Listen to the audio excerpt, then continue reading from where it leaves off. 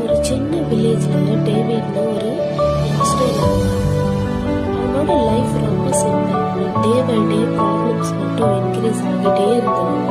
Daily effort போடுவான், ஆனால் result ரொம்ப ஸ்லோ. மனசுக்குள்ள அவன் திங்க் பண்ணுவான், என் லைஃப்ல எதுவும் பெருசா நடக்காதான். ஒரு நாள் ரொம்ப டயர்டா உட்கார்ந்துருந்த நேரத்துல டேவிட் பாட்டி அவன் பக்கம் வந்து உட்கார்ந்தாங்க. டேவிட் அவங்க ஃபேஸ்ல ஒரு அமைதியை பார்த்தான். வாய்ஸ்ல ஒரு ஃபெய்த் இருந்துச்சு.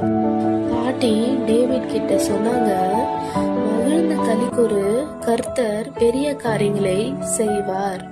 டேவிட்க்கு ஒண்ணுமே புரியல. டெய்லியும் ப்ராப்ளம்ஸ் இன்க்ரீஸ் ஆகிட்டே இருக்கு.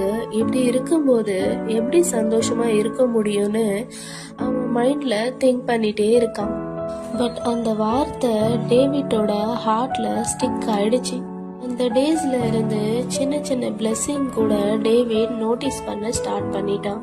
டேவிட்க்கு கஷ்டம் இருந்தாலும் காட் கிட்ட கம்ப்ளைண்ட் பண்ணாம கொஞ்சம் கிராட்டிடியூடோட வாழ ட்ரை பண்ணான்.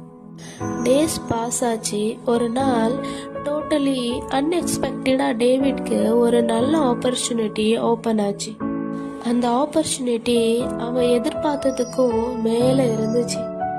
அப்போதான் அவன் ரியலைஸ் பண்ணா, கர்த்தர் பெரிய காரியம் பண்ணது அந்த ஆப்பர்ச்சுனிட்டி மட்டும் இல்ல, அதுக்கு முன்னாடி அவன் மனசுல ஜாய் கிரியேட் பண்ணினது தான் புரிஞ்சிட்டான்.